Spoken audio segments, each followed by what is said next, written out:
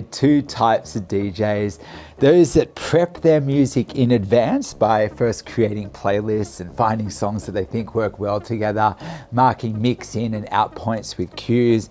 And then there's other people that just do no prep and they just get to know their tracks through playing them. And the idea of cue points for them, there's just no way they're going to go down that path. Now, no doubt both these methods have their advantages. And I guess one advantage of doing prep in advance is by mapping your tracks with cue points, you can always assure that you're going to play the best parts of each track. Because sometimes when freestyling, if you mix in at the wrong point, your transition can either sound a little bit forced, like vocals come in and you're just doing it a bit quick, or sometimes people will often play it safe, and that means then they're mixing a bit late and people on the dance floor are kind of waiting for something to happen and you can lose energy on your dance floor. Now, personally, I like both methods, okay? Now, admittedly though, if I have got an important show coming up, I generally do some kind of preparation, which does involve getting the right kind of tracks, mapping the best parts with cue points, and then even finding tracks that go well together, and even putting in a few really cool combos that I think is gonna wow people, okay? But I find mixing without any prep is also, it's fun, man. It's a great way to get to know new tracks and even find tracks that you resonate with that you can then possibly add to a playlist as you go and recraft it later if you need to. In this video, I'm going to give you some tips on different ways you can freestyle and jam tracks, okay? So you can make the most of each practice session without doing any prep. So this is really a video for the people that want to mix, no prep, just have some fun straight off the decks. Now, here's the thing. Before I jump in though, let me point out some key areas that I'd keep in mind that's going to really up your potential to make it work. So number one, no doubt if you don't know the tracks in advance, picking and mixing tracks based on key is going to improve your chances of making your transition sound better and more professional. However, you should also keep in mind the energy of each track. So for instance, have you ever been to a party, okay, you're rocking out, okay, and the energy then drops right back, okay, and then the people are like, what's going on? They get the shits and they're getting bored and they leave the dance floor. Now, trust me, okay, they're more likely going to leave the dance floor based on the energy, okay, as opposed to a transition being slightly out of key, okay? So, but that being said, okay, if you're getting to know the tracks through playing them and you notice shifts in energy, you could even tag the tracks as you go, or even give them a star rating based on energy. And in time, this means you could be using star ratings or tags to help you make better choices when it comes to selecting your tracks. Now, number two, you'll probably have the most luck freestyling tracks if you play tracks that are kind of the same genre and around the same BPM. Okay, it's gonna help. Number three, once you find tracks you like, I suggest drag them into separate playlists. For instance, playlists based on sets or mixes you may be preparing for. Otherwise, you could be left thinking, wow, you might have had such a really good jamming session, but you just forgot what the name of some of those tracks were. Well, in this case, what you can do is you can turn your no prep sessions into discovery sessions where you shortlist all the best tracks into separate playlists by mood or event. Again, in the advanced performance pack, I've got this whole organizing your music thing, which is tagging and all that, which makes this really, really easy. Okay, but for now, the most important thing, how do you know where to mix in your new track to make sure all the parts are going to line up without having any kind of cue points? So I'm going to give you some examples now, but yeah, let's smash this, man. I've heard so many online teachers saying stuff like, wait till the outro to hit play and then mix in. And sure, it's safe, okay? But the fact is, right, if you're waiting till the outro to start mixing in, people are going to hear the intro over the outro and it can kind of get a little bit boring. So ideally, we want our new track to kick in when the outro hits. So the outro hits, bang, our new song comes in. But to do this without any prep is going to come down to taking educated guesses by looking at the waveforms and instinctively feeling what each track typically does. Now, without a doubt, mixing the first beat of your new track on the first beat of the last drop is the most common way to mix without any kind of preparation. And people are hoping that as their current track begins to fade out and end, their new track starts to kick in. Now, this is assuming though, the chorus and the intro are about the same length, which typically they are. The chorus could be 16 bars, the intro could be 16 bars. Anyway, let me show you some examples now.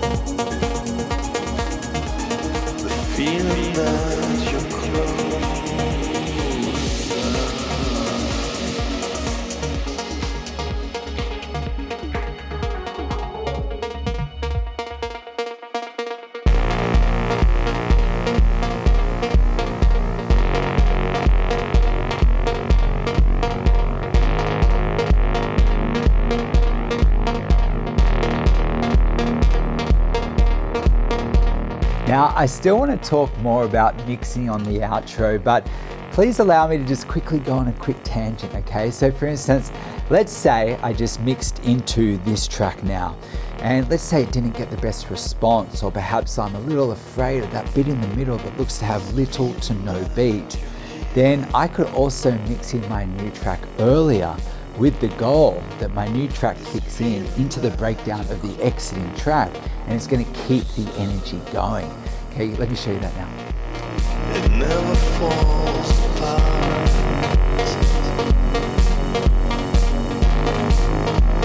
The feeling that you're closer.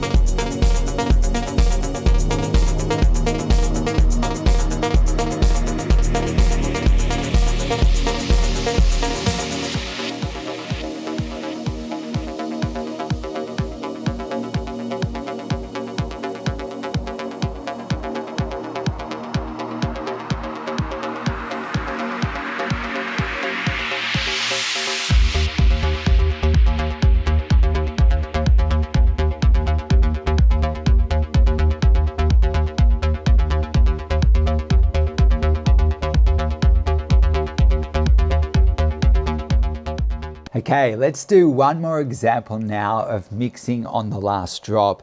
So check out this track, okay? So first of all, where is the last drop? So is it there or is it there? Now, to be honest, the closer you mix to the end of the chorus or the end of the track, the safer you're going to be. As if you mix early and your old track's still going strong and your new track's starting to kick in, things do get messy. But then again, if you wait too long, then people could be waiting for your new track to kick in. You could have beat on beat, not a lot happening. And honestly, it can be really difficult. And no doubt intuition based on experience, which usually comes from making mistakes, is going to play a big part in your decision in which place, where to mix, okay? But in this case, let's mix on that first drop in the second half of the track, which is more risky, but also kind of fun.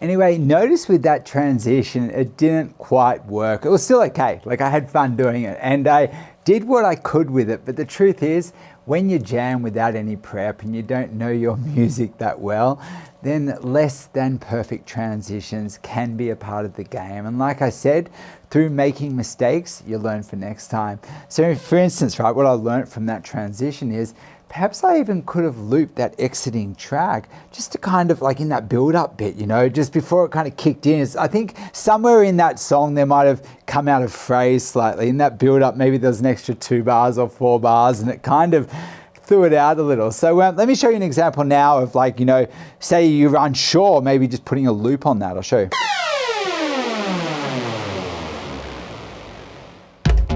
Notice also too that the grids look like they're out.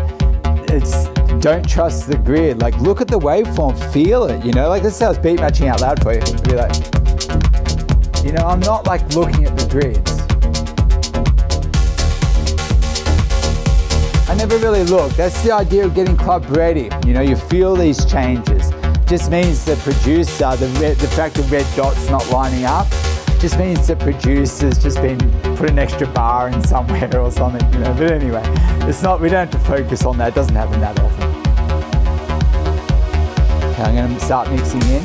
Cool. In the background.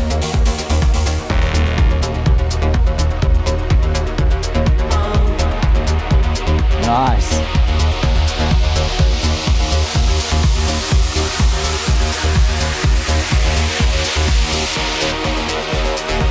Let's grab that. grab the melody.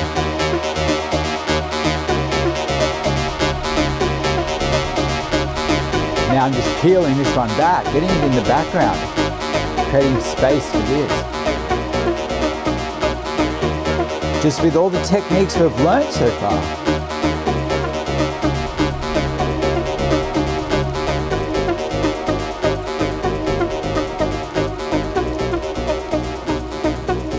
I might go there. Okay. But here's the thing, the more you play around with stuff, the more ideas you get. Well, at least I get, right? So I heard the potential for another cool combo in there. So let's say I'm jamming tracks to get to know them with the plan to ultimately play a set or put together a mix. I may be like, you know, that mix had potential, and I may decide to reverse engineer it, set cues so a certain part of the track lands on a certain part. So what I'm doing then is through jamming the tracks, I'm actually then getting ideas possibly for cue points. So first of all, like I said, this phrasing seems a little weird. So I'm going to go here, find definitely where a 1 is, and it'll be that there. See, I know it looks like that red dot. The red dot's out of line somewhere along the line, because at the beginning here, the red dot there is on the right place. So somewhere in there, the producer's done something tricky, but really, that's our first beat of the phrase there, okay? But anyway, so I go there, find that first beat of the phrase. You can hear it. Like, look, I'll just show you quickly. So you can hear it. The 1 is always where the changes happen, sorry. Let's hear that again, sorry. Hear that? It's not there, it's bang, there, okay? So anyway, so let's say I want to drop something on that, okay? If I was setting cues, well, I'd probably do it in export mode, but if I'm doing it on here, let's go to beat jump. I'm going to make sure that I'm on 32, and I'm going to go back, I think, 2 phrases. And to set cues on here, it's a lot easier in actually your software, but to set a cue here, how about I go cue, and then what I'm going to do is on here, I'm just going to go down to memory cue, and then I'll just hit memory, and that will save it. So that's 16 bars before the beat here. Now, which part of this track do I want to drop in there? So maybe I could even drop that in. You know what I mean? So I'll go over here, go into beat jump. Okay, we're there, yep, 32, go 8, 16, and then go in here, go memory cue, and make sure I hit cue, and I go memory, okay? So let's have a listen now. So this is kind of like an idea I had just to actually jam them. I was like, you know what? It would have been better if that bit starts lining up there. You'll see, I'll show you.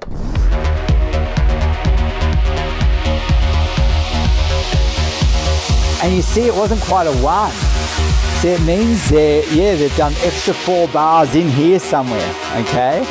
They've been a bit, but now with my cues, I can always make sure phrasing lines up. It's pretty cool. Okay.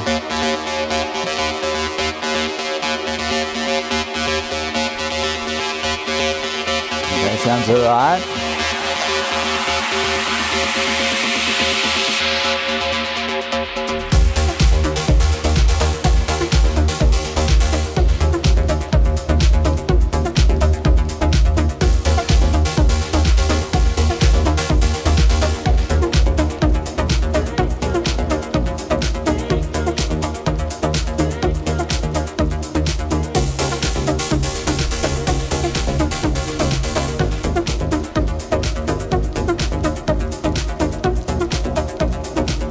Could take it out. Let's see.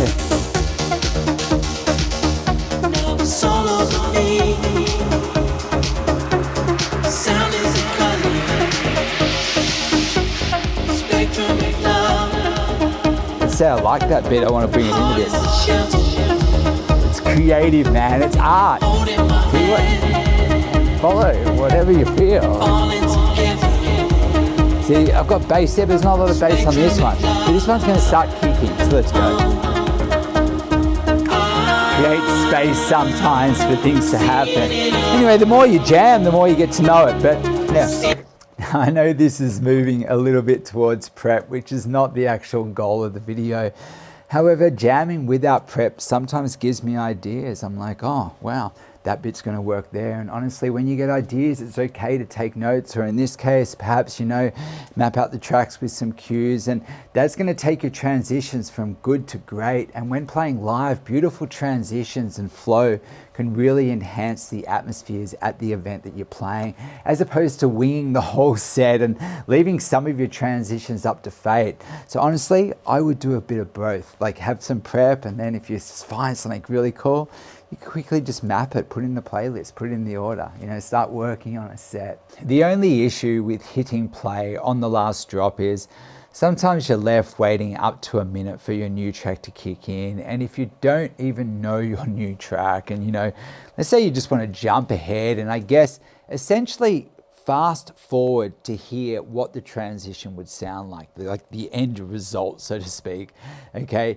you could quickly find the first beat of where your new track looks to kick in, okay? So you look at the waveform, see where it kind of maybe drops off or something happens, and try and find the change so you're phrasing correctly. So you want to find the first beat of the phrase. Now, in this case though, the bar counter also says 32.4, which is a good sign because 8 bars per phrase, 8, 16, 24, 32. So coming in on the 33rd bar is the first bit of the phrase. So I hope that makes sense, but I could also take an educated guess by looking for a change in the waveform.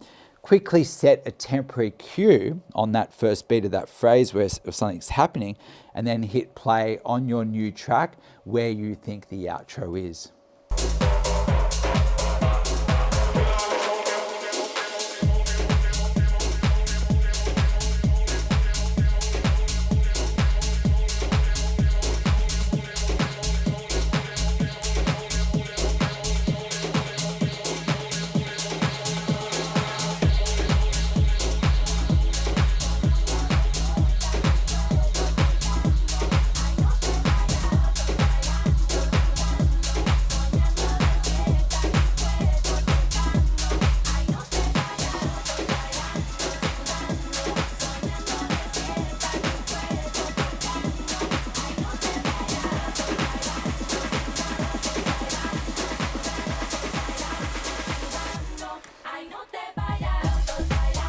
Now, this method's great to kind of think, oh, okay, get to know the tracks a little bit, but it's not usually how I'd mix because it didn't really sound that natural hitting play where I want to mix in. But I did think to myself, wow, that mix did have potential. So how about now we try mixing in earlier to give ourselves time to mix in over the end of the chorus.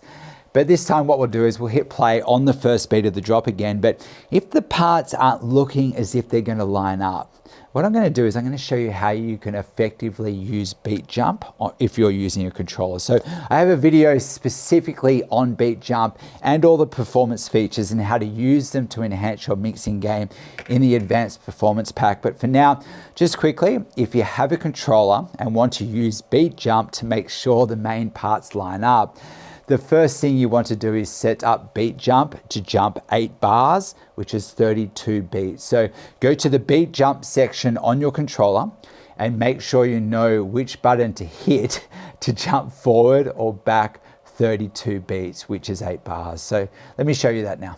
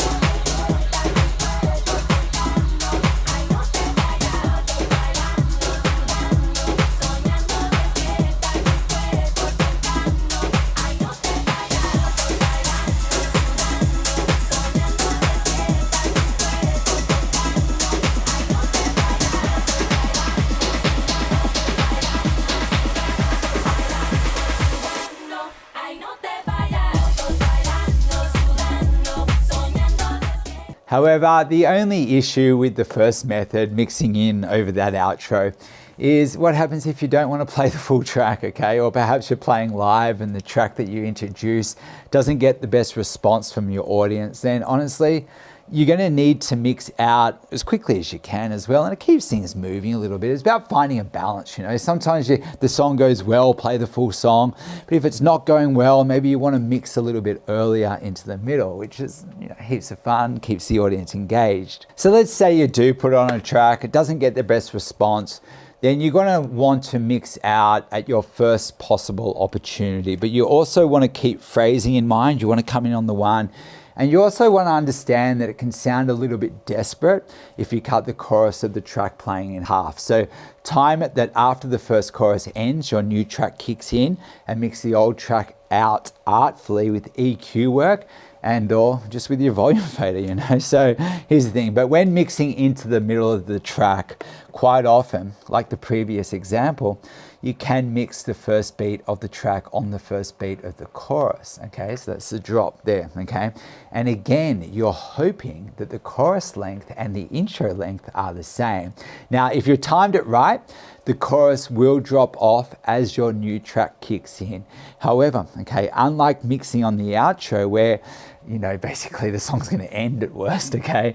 When mixing into the middle, your old track is going to kick back in at some stage, okay? And sometimes it may even kick back in straight away with vocals and, or, you know, something with a lot happening, which can make mixing into the middle a little bit tricky at times. So when mixing into the middle of the track, you just have to be aware of your old track kicking back in with vocals or a melody. And to prevent that, you can either mix your old track out quickly with your volume faders and EQ to just play it safe, okay?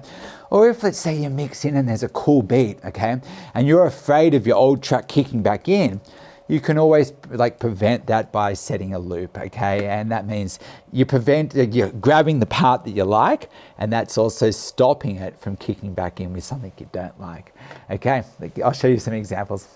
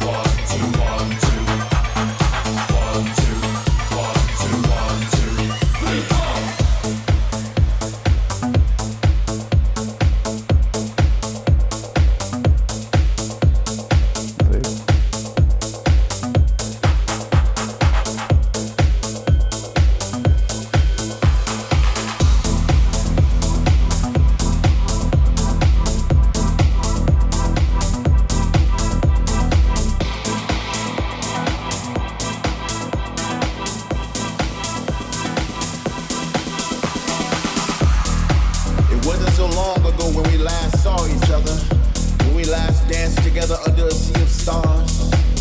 I remember it like it was yesterday when full moons and summer breezes accompanied us in open fields of love. We would hold hands as our favorite melodies would trickle out of the speaker like raindrops from clouds, and the only thing that mattered was that we were together. Together, together, together, together, together. But I'm here to deliver the news that those days we cherish so much are just over the horizon. And through the glare of the setting sun, I can clearly see a celebration of togetherness, a celebration of life. Once again, we will dance throughout the night and even through the sunrise. I can see it. Can you see it? I can feel it. Can you feel it?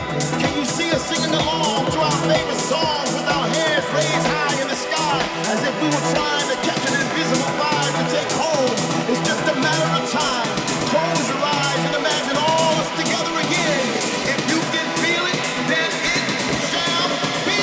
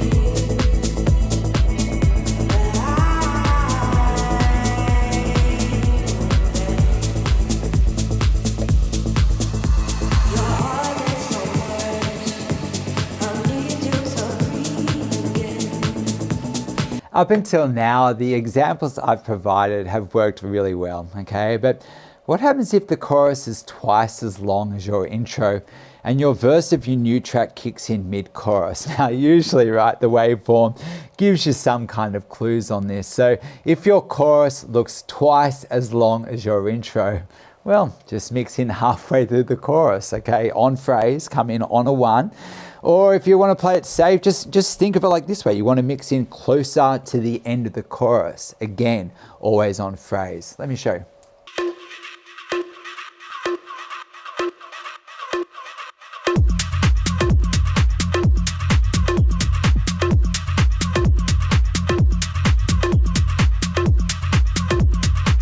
As you can see, I've hit play on the first drop and I'm realizing that unless I do something about it, my verse is going to kick in the middle of the chorus, and that is not ideal. So I have a couple of options and solutions here. So number 1, I could use beat jump and jump back 8 or 16 bars, whatever's right for that occasion to make the parts line up. But personally, my goals are all about getting you club ready, and not all CDJs have beat jump. So if I realize I've mixed in too early, I may just fade out the volume and then mix back in on a 1 further into the track. Now, as long as you haven't swapped the basses yet and your new track is in the background, retreating gently with your volume fader and mixing back in is going to be barely noticeable.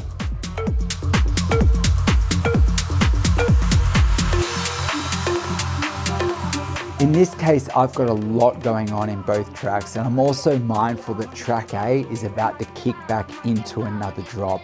So what I'm doing is I'm using the EQ to peel it back, which is a lot more subtle than using the volume faders only.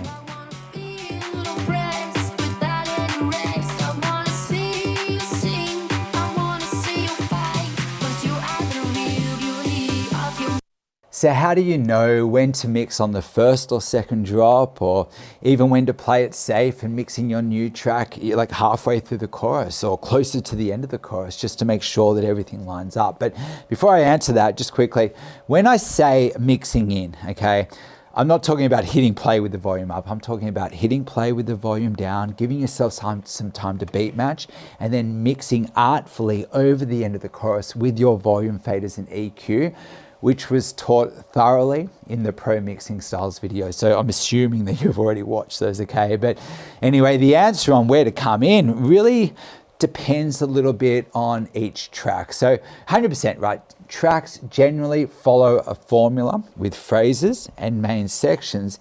And the more you jam and the more mistakes you make, the more experienced you're going to become, and the better you eventually get at reading waveforms. Like you do, it becomes quite simple, and you just got to sort of get started. Okay, now in the advanced performance pack, I dive way deeper into mixing without cues, but I'll give you a clue now. Okay, and that is, when playing most forms of house or dance music, the phrases, like 8 bars, are roughly 15 seconds in length. And these little white dots underneath the waveform here are minute markers. So that means you get typically 4 phrases within a minute. So once you get your head around that, okay, you're going to be able to take better guesses at where to mix by looking at the rise and falls of the waveforms, coupled with the minute markers. And if your tracks don't have rise and falls and the waveforms are just solid bass throughout the whole track, well, in the advanced performance pack, I'm going to dive deeper into advanced EQ methods. So if something kicks back in, and you can be like, no, you're not, and you can just control it with advanced EQ work. And later in the complete package, I'm going to even show you how to control what you hear through stem separation. Now, it's good to know both methods, and the good news is my complete DJ package is easy to follow and it leaves no stone unturned. So right now, I'm still planting seeds in you and also giving you ways to tighten the mixing process, whilst also getting you to look at your waveforms, and observe what songs are doing. This is all part of your process. It's really good.